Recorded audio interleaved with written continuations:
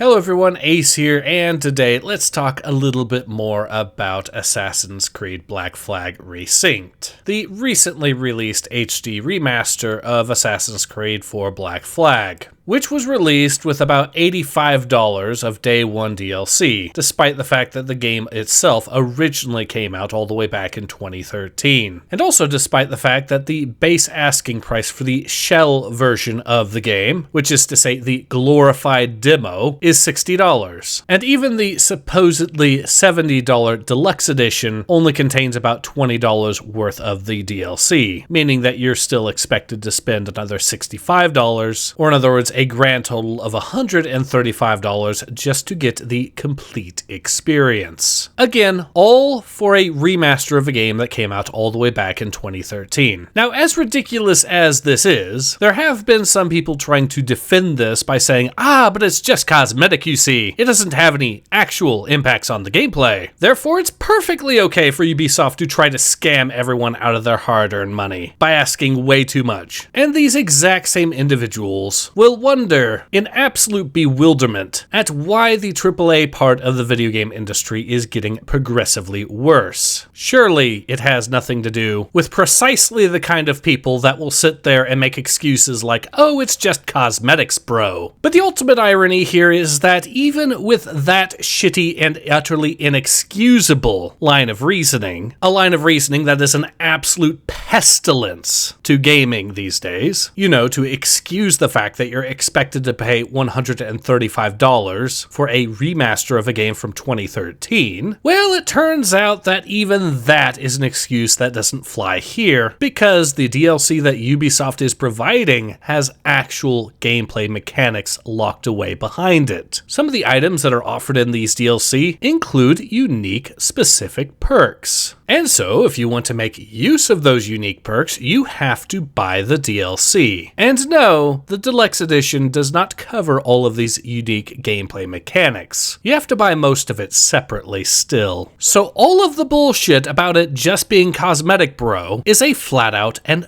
bold-faced lie. It is not just cosmetic, it is in fact actual gameplay mechanics that Ubisoft has locked behind paywalls on day one. Now, in the grand scheme of things, that's just another thing to add to the pile of reasons not to buy this game. The very fact that they launched this remaster of a game from 2013 with $85 of day one DLC is enough to outright condemn it utterly. Any sane, rational person would have realized that this was ridiculous at that point. It is of note, however, that at least now, the people that have tried to defend and excuse this have to contend with the fact that their magical bullshit sort of "it's just cosmetics, bro" has instead promptly turned around and impaled them through their own guts. Because it turns out it's not just cosmetic, bro. It is actual gameplay mechanics too. Now, do I believe this is enough to actually sway the minds of those who are trying to defend this by saying it's just cosmetics, bro? I don't. At least not for most of them. They were already more than happy and content to defend the absolute obscenity that has been the price tag for what is the full version of the game, the actual complete experience, the price tag of $135. I have every expectation that a significant chunk of those individuals will still try to find some excuse and move the goalpost to still explain why it's totally okay, bro. That it's just a minor impact on the gameplay, bro. Therefore, you can perfectly accept it.